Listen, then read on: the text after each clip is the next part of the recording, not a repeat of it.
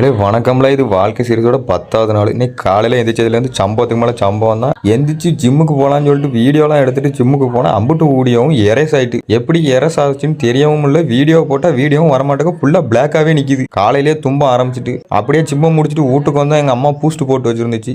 அதையும் வாங்கி குடிச்சு போட்டு இல்லை காலையில் சாப்பிட வேண்டிய 2 சாப்பாடையும் சாப்பிட்டு முடிச்சுட்டு நேராக வேலை கிளம்பிட்டோம்ல. இல்லை இந்த வேலை ஏற்கனவே நம்ம பார்த்த வேலை தான்.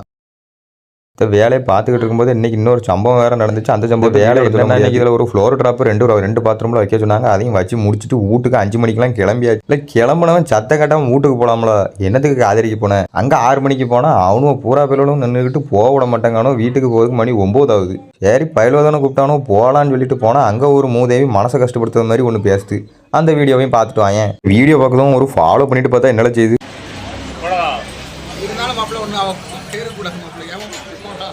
இல்லை இந்த மன வருத்தத்தோட வீட்டில் வந்து சாப்பிட்டுட்டு இன்னைக்கு நாளை முடிச்சிட்டோம்ல.